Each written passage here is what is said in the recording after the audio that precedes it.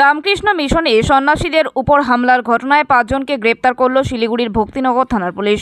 রামকৃষ্ণ মিশনে সন্ন্যাসীদের উপর হামলার ঘটনায় 5 জনকে গ্রেপ্তার করল শিলিগুড়ির ভক্তিনগর থানার পুলিশ।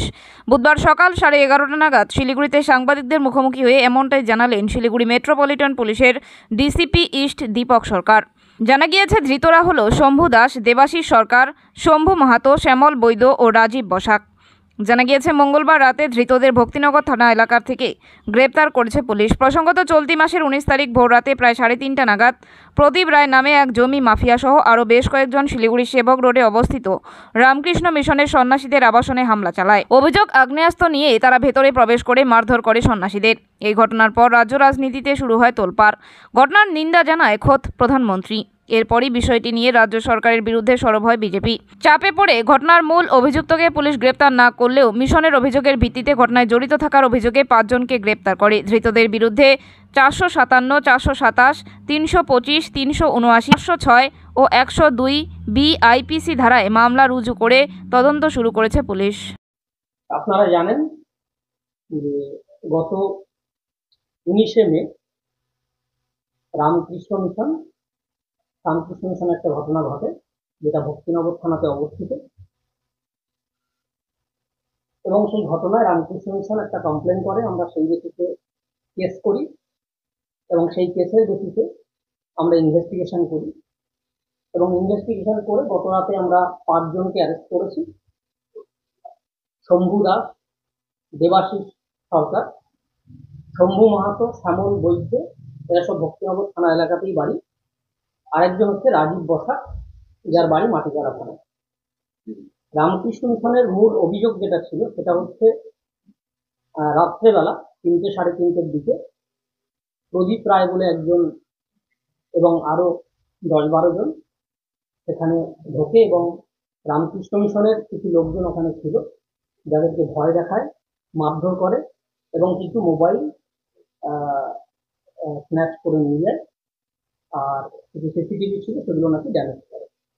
তো আমরা একটা ইনভেস্টিগেশন করার পরে আমরা সেই মোতাবেক ব্যবস্থা নিই এবং যারা এর মধ্যে জড়িত ছিল আমরা তাদের মধ্যে 5 জনকে অলরেডি আইডেন্টিফাই করে অ্যারেস্ট করেছি এবং আরো আইডেন্টিফিকেশন চলছে, আরো অ্যারেস্ট হবে। এর মধ্যে যেটা ইনভেস্টিগেশন করতে গিয়ে আমরা পাই সেটা হচ্ছে যে মেন অ্যাকিউজড আছে এই কেসে প্রদীপ রায়, তিনি একটি কেস করে নিজের গালে নিজেই থাপ্পড় মারবার প্রকৃষ্ট উদাহরণ স্থাপন করলো শিলিগুড়ি পুলিশ কমিশনার। আমার লজ্জা লাগে যে শিলিগুড়ি পুলিশ কমিশনারেট বা শিলিগুড়িতে আমরা যেরকম সম্মানীয় নজরুল ইসলাম সাহেব, জয়রামন সাহেবদেরকে দেখেছিলাম যে কিভাবে তারা আইন শৃঙ্খলা রক্ষা করতেন, আর আজকের দিনে দাঁড়িয়ে শিলিগুড়ি পুলিশ কমিশনারের কিভাবে একজন অপরাধীকে এবং তৃণমূল পোষিত এই অপরাধী যাতে সম্পত্তি দখল করতে পারে সেই দখল করবার জন্য যেভাবে সহযোগিতা করেছে তাকে নিন্দা জানানোর কোনো ভাষা নেই।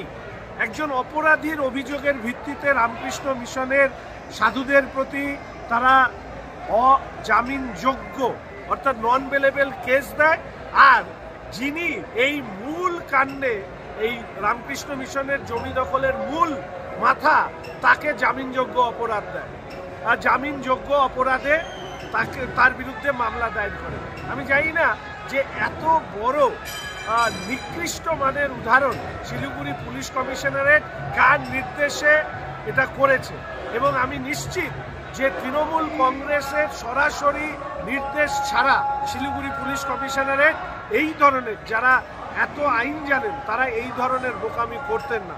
ফলে এই ঘটনার পেছনে শুধু প্রদীপ রায় নয়, তার পেছনে কে আছে সেইটাকে খুঁজে বেড়া দরকার, এবং তার সাথে সাথে এই অপরাধী তৃণমূলী নেতাদের যে সমস্ত পুলিশ অফিসাররা সহযোগিতা করছেন।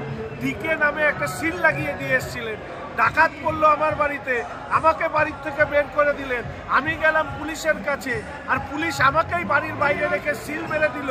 এই জিনিস কখনো আমরা শুনেছি? হাইকোর্টের নির্দেশ থাকা সত্ত্বেও পুলিশ যে ঘটনা ঘটিয়েছে, তৃণমূলের কোনো নেতা পেছনে না থাকলে এই ঘটনা ঘটতে পারে না। ফলে পেছনে কে আছে, ডিকেই বা কে, এবং তার পাশাপাশি যে সমস্ত পুলিশ অফিসাররা এই অন্যায় কাজে সহযোগিতা করছে তাদের প্রত্যেকের শাস্তি দাবি করছে।